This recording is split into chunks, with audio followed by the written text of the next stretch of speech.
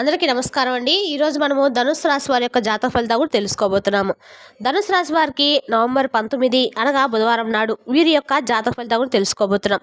అయితే ధనుస్సు రాశిలో ఎవరైతే ఇప్పుడే కొత్తగా మన ఛానల్ చూస్తున్నారో దయచేసి ఛానల్ సబ్స్క్రైబ్ చేసుకొని వీడియోకి లైక్ చేసి సపోర్ట్ చేయడం మాత్రం మర్చిపోకండి. మరి వీడియోని ఎక్కడ కూడా స్క్రిప్ట్ చేయకుండా చివరి వరకు చూసినట్లయితేనే మీకైతే పూర్తిగా అర్థమవుతుంది. రేపటి రోజున మీ యొక్క రాశి ఫలితాల ప్రకారం మీకు ఏ విధంగా ఉండబోతుందో తప్పకుండా తెలుసుకుందాము. మరి అంతకన్నా ముందుగా ప్రతి ఒక్కరికి కూడా ఏదో సమస్య ఉంటూనే ఉంటుందండి. సమస్యలు ఎవరంటే ఏమంటారు కదా, అంటే ప్రేమ, పెళ్లి, ఉద్యోగం, వ్యాపారము, ప్రేమించి మోసపోవటము, నాగదోషము, సంతానం లేకపోవటము, భార్యాభర్తల మధ్య గొడవలు, ధనం లేకపోవటము, రాజకీయము, కోర్టు సమస్యలు, మీ మీద చెడు ప్రయోగాలు చేయటము, ఇలా ప్రతి ఒక్కరు కూడా ఏదో సమస్య ఉంటూనే ఉంటుంది. అయితే ఎక్కడెక్కడికో వెళ్ళి జ్యోతిష్యం చెప్పించుకొని రాసేది ఉంటే ఒక్కసారి మన గురువుగారిని కాంటాక్ట్ అవ్వండి.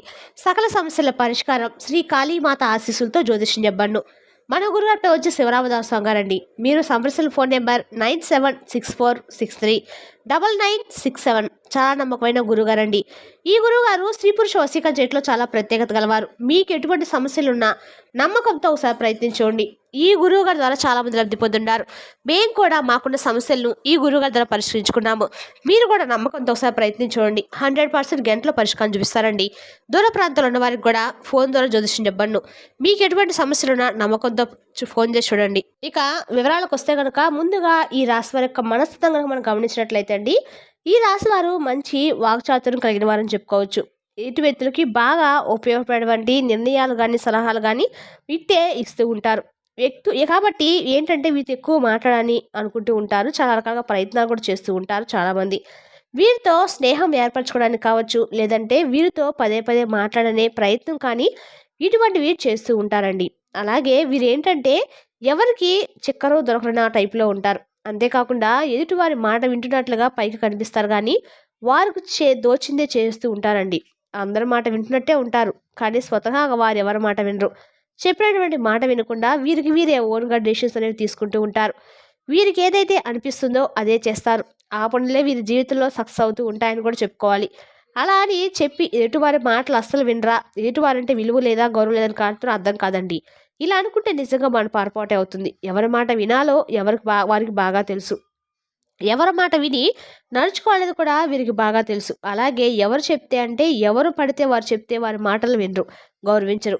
వీరికి ఉన్నటువంటి తెలివైనటువంటి అలాగే వీరికి ఉన్నటువంటి తెలివి తత్వానికి, వీరికి ఉన్నటువంటి అందమైనటువంటి రూపానికి నిజానికి చెప్పుకోవాలంటే అండి వీరు చాలా అందంగా ఉంటారు. అంతేకాకుండా వీరికి ఉన్నటువంటి తెలివి అమోహం అనమాట. ఎదుటివారి కింద మేము ఎందుకు లొంగాలి, ఎదుటివారి కింద తల ఎందుకు దించుకోవాలి, అవసరం మాకేమున్నట్లుగా ఆలోచిస్తారు. అంటే వీరి మీద వీరికి ఎక్కువ ఆధారపడడానికి నచ్చుతుందనమాట. అలాగే వీరి కష్టాన్ని వీరు ఎక్కువగా నమ్ముకుంటారు. వీరి ధనాన్ని వీరు సంపాదించుకుంటారు. అంటే ఎవరిని కూడా గుడ్డిగా మాత్రం అస్సలు నమ్మరు. అలాగే ఎవరిచ్చినటువంటి ధనంతో జీవించడం అనేది కూడా వీరికి పెద్దగా నచ్చదు. స్వతహాగా వీరికి వీరే కష్టపడి సంపాదించుకున్న దాంట్లోనే వీరు తృప్తిని ఎంచుకుంటారు. అలాగే వీరికి చిన్నప్పటి నుండి కూడా అంటే వీరికి ఆస్తిపాస్తులు కానీ, లేదంటే ఎవరో ఇచ్చినటువంటి దానంగా ఇచ్చినటువంటి డబ్బు కానీ, భూములు కానీ ఇటువంటివి ఏమీ లేవండి. స్వతహాగా వీరి కాళ్ళ మీద వీళ్ళే కష్టపడి సంపాదించినటువంటి ఆస్తులు ఎక్కువ అనమాట.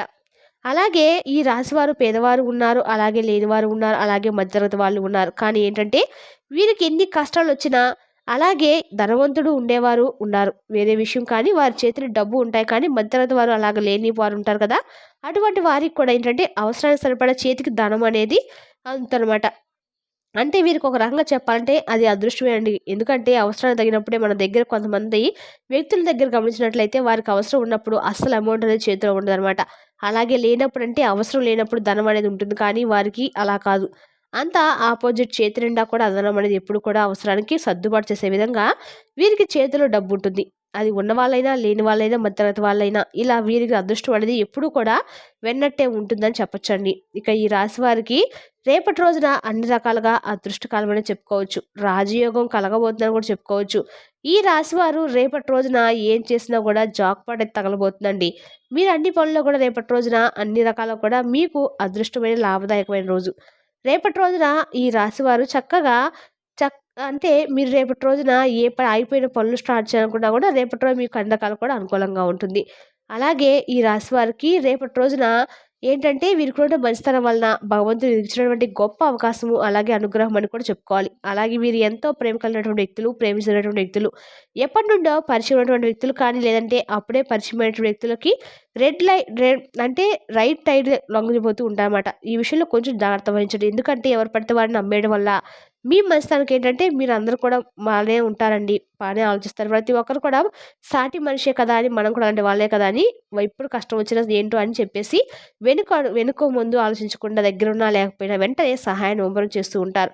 మీ దగ్గర లేకపోయినా కూడా అప్పు తీసుకొచ్చి మరి ఎదుటివ్యక్తులకు సహాయం చేయడం తర్వాత వాళ్ళేంటి, వాళ్ళ వ్యక్తిత్వం ఏమిటని తెలుసుకున్న తర్వాత మీరు ఏమి చేయనటువంటి పరిస్థితికి ఎదుర్కొంటూ ఉంటారు. ఇటువంటి సమస్యలు చాలా కాలంగా మీరు ఫేస్ చేస్తున్నారు. అయినప్పటికి కూడా మీలో ఓర్పు అనేది లేదనమాట. కాబట్టి ఆ వ్యక్తులు ఏంటి, ఈ వ్యక్తుల యొక్క స్వభావం ఏంటని, ఎవరిని సహాయం చేస్తున్నామా, మనం చేసినటువంటి సహాయం నిజంగా వారికి ఉపయోగపడుతుందా, లేదంటే అవసరానికి ఏదైనా మనల్ని వాడుకుంటున్నారా, ఇటువంటి విషయాలను మీరు కొంత అబ్జర్వ్ చేసుకుంటూ ఉండాలి. అయితే మీకు అన్ని రకాలుగా కూడా అడ్డుపడుతుంది ఏంటంటే, మెయిన్‌గా చెప్పాలంటే మీ మొహం. మీ అన్ని రకాలు కూడా మీరేంటంటే మొహమాట పడ్డం వల్ల మీరు అన్ని పనులు కూడా బాధపడుతున్నారేమో. మనం ఏదైనా అంటే మళ్ళా తిరిగి మనతో మాట్లాడరేమో, ఇటువంటి రకరకాల ఆలోచనలు కూడా మీ మైండ్‌లోకి వస్తూ ఉంటాయి. అయితే మొహమాట పడవలసిన అవసరం ఏం లేదండి. మీ దగ్గర ఉన్నప్పుడు ఉందని చెప్పుకోవడం, లేదంటే లేదని చెప్పుకోవడం అయినా, మన సొమ్మును ఎవరికో ఇచ్చేటప్పుడు మనం ఎందుకు మొహమాట పడాలి చెప్పండి? వాళ్ళు ఎలాంటి వ్యక్తులో తెలియకుండా, అలాగే వాళ్ళు అసలు నిజంగా మన దగ్గర సహాయానికి వచ్చారా, లేదంటే మన అవసరానికి వాడుకుంటున్నారా అనేటువంటి విషయాలను మనం తెలుసుకోకుండా మొహమాటానికి పోయి మన దగ్గర ఉన్నదంతా కూడా వదులుకొని తర్వాత ఎప్పుడో అంతా తెలుసుకున్న తర్వాత బాధపడే కంటే కూడా ముందు మన దగ్గర ఉందా లేదా అనేది చూసుకొని జాగ్రత్త పడి తర్వాత వాళ్ళకి ఏదైనా సహాయం అవసరమైతే ఉన్న దాంట్లో 1% సహాయం చేయండి. అంతేకాని మన దగ్గర ఉన్నదంతా కూడా సహాయం చేసేసి మనం మంచి వ్యక్తులుగా ఈ సమాజంలో అంటే పేరు పొందాలనే ఉద్దేశం మీకు లేదు. ఓపెన్ హార్ట్‌గా మీకున్న దగ్గర ఉన్న దాంట్లో సహాయం చేస్తారు. కాదనటం లేదు. కాకపోతే ఏంటంటే మీకు కూడా సరిపడా కుటుంబ వ్యక్తులు, అలాగే మీ ఇంట్లో చిన్న పిల్లలు కావచ్చు, లేదంటే పెద్దవాళ్ళు కావచ్చు, మీ మీద ఆధారపడిన వ్యక్తులు ఉండవచ్చు. కాబట్టి వారి అవసరాన్ని కూడా ఒకసారి దృష్టిలో ఉంచుకొని మొహమాటం ఏదైతే ఉందో ఆ మొహమాటాన్ని పక్కన పెట్టేసి మీరు ఖచ్చితంగా మాట్లాడడం అనేది చేయాలన్నమాట. ఇటువంటి విషయాల్లో చాలా కేర్‌గా అయితే మిమ్మల్ని మీరు కాపాడుకోవాలి. కేవలం మిమ్మల్ని మీరే కాపాడుకోవడం కాకుండా మీ యొక్క కుటుంబాన్ని కూడా సేఫ్‌గా ఉంచినటువంటి బాధ్యత మీదేనండి. ఈ విషయంలో కొంచెం జాగ్రత్తగా ఉండండి. అలాగే కుటుంబం అంటే మీరు ప్రాణం ఇస్తారు. మీ యొక్క పార్ట్నర్ కానీ, లేదంటే మీ సంతానం కానీ మీరు నిజంగా చాలా ఎక్కువగా ఇష్టంగా చూసుకుంటారు. మరి ఈ ప్రపంచం మొత్తం ఒక ఎత్తు అయితే మీ జీవితం అనేది మరొక ఎత్తండి. ముఖ్యంగా మీరు చేసినటువంటి పనితీరు అనేది ఏ విధంగా ఉంటుందంటే గనుక ఒక్క పనితో సరిపెట్టుకోరండి. మీకు ధనం మీద చాలా ఎక్కువగా ఆశ అనేది ఎక్కువగా ఉంటుంది. అయితే ధనం మీద వ్యామోహం ఉంటే తప్పు కాదు. ఎందుకంటే ఒకరి కింద చేయి చాపి సోమరితనంగా కూర్చొని పదే పదే వీరిని అడుక్కునే కంటే కూడా, ఒకరి కింద లొంగి బతకడం కంటే కూడా మన ధనం మీద ఆశ అనేది ఉండాలండి. ఆ ఆశతో 1కి 4, 5 పనులు కల్పించుకొని చేసుకోవడం, 1కి 4, 5 వ్యాపారాలు చేసినవి తెలివిగా పెట్టుకొని చేసుకోవడం అనేది మంచిదనమాట. ఇక రేపటి రోజున మీకు మనసు భారంగా ఉంచుకోవడం ఇటువంటివి కొంచెం చేస్తూ ఉంటారు. అలాగే ఎక్కువగా మానసిక ఒత్తిడికి గురి కావడం వల్ల మీలో తెలియనటువంటి అనారోగ్య సమస్యలు కూడా ఉంటాయన్నమాట. కాబట్టి రేపటి రోజు మీరు జాగ్రత్తగా ఉండండి. ఎప్పుడూ ఎదుటి వారి గురించి ఆలోచించకండి. ఇప్పుడు మనం రేపటి రోజున మీ జీవితంలో ఒక శుభవార్త అయితే ఖచ్చితంగా వింటారండి. ఆ శుభవార్త ఎటు దిశ నుంచి రావచ్చుంది. మీ వ్యాపారం నుంచా, కుటుంబ సభ్యుల దగ్గర నుంచా, మీరు చేసే ఉద్యోగం దగ్గర నుంచా, మీ సహోదరుల నుంచే రావచ్చు. అలానే రేపటి రోజు మీకు ఖచ్చితంగా కూడా ఒక ఫోన్ కాల్ అయితే వస్తుందండి. ఆ ఫోన్ కాల్ వచ్చిన మీ దగ్గరికి గంతేసే వార్త అయితే ఖచ్చితంగా వస్తుంది. అది మీ జాబ్ పర్పస్ అయినా ఉండొచ్చు, లేదా మీ మ్యారేజ్ సంబంధించిందైనా ఉండొచ్చు, లేదా మీ పిల్లలకు సంబంధించి ఉద్యోగ అవకాశాలు ఉండొచ్చు. రేపటి రోజున ఖచ్చితంగా మీకు ఫోన్ కాల్ ద్వారా మంచి గుడ్ న్యూస్ అయితే మీరు అందుకోబోతున్నారండి. ఇక మీరు రేపు ఎవరితోనో సరే మాట పడాల్సిన సిచ్యువేషన్ కూడా కనబడుతుంది. అంటే మీరు ఏం చేసినా చేయకపోయినా ఏదో ఒక మాట మీ మీద నిందగా పడబడుతున్నారు. అది మీకు చాలా బాధగా ఉంటుంది. అలానే రేపటి రోజు మీరు ఖచ్చితంగా కూడా ఊహించని అద్భుతమైన విషయం మీకు తెలియజేస్తారు. అంటే అది ఆఫీస్‌లో మీ ప్రమోషన్ విషయమైనా కావచ్చు, లేదంటే మీరు చేసే ఉద్యోగంలో ఏదైనా మార్పులు రావటమైనా కావచ్చు. దీనివల్ల మీకు ప్రశంసలు వచ్చే అవకాశం అయితే ఉంది. అలానే మీరు ఎప్పుడు కూడా నిజాయితీగా పనిచేయండి. మంచిగా ఉంటూ అందరితో మంచి పని అని చెప్పేసి పేరు తెచ్చుకోండి. పిల్లలతో సంతోషం గడపడం, అలాగే ఇంట్లో చక్కగా ప్రశాంతంగా వాతావరణం అనేది మీకు మనమే క్రియేట్ చేసుకోవడము, ఇంట్లో తులసి పూజ చేసుకోవడము, ఇంట్లో ఉదయం సాయంత్రం 2 పూటల దీపారాధన చేసుకోవడం, ఇష్టమైన బుక్స్ చదవడం, ఇష్టమైనటువంటి మ్యూజిక్ వింటూ ఉండటము, ఇటువంటి చేయటం వల్ల భక్తి గీతాలు ఆలకిస్తూ ఉండటం వల్ల కూడా కొంచెం మనకు మనశ్శాంతి అనేది రిలీఫ్ అనేది కలుగుతుందండి. సో, అంటే ఇక టెన్షన్స్ అనేవి కొంచెం తగ్గుముఖం పడతాయన్నమాట. అనారోగ్య సమస్యలు కూడా అలసట, పని మీద కొంచెం శ్రద్ధ తగినట్లుగా కూడా మీకు సరీరసంగా లేకుండా ఉండటము, ఇటువంటివి జరుగుతుంటాయి. మీరు చేసుకోవడం వల్ల మీ మనసు అనేది చాలా దృఢంగాను, నిశ్చయంగా అయితే ఉంటుందండి. అలాగే ప్రతిరోజు కూడా మీకు దగ్గర ఉన్నటువంటి ఎక్కడైనా సరే ఏ గుడున్నా కూడా రోజు కాసేపెళ్లి ఒక దీపం వెలిగించుకొని దేవుడిని దర్శనం చేసుకోవడం వల్ల కూడా మీకు అన్ని రకాలు కూడా అనుకూలంగా ఉంటుంది. మరి తెలిసిందా కాండి ఈ రాశి వారి యొక్క జాతక ఫలితాలు? తిరిగి రేపటి వీడియోలో మళ్ళీ కలుసుకుందాం. Thank you for watching.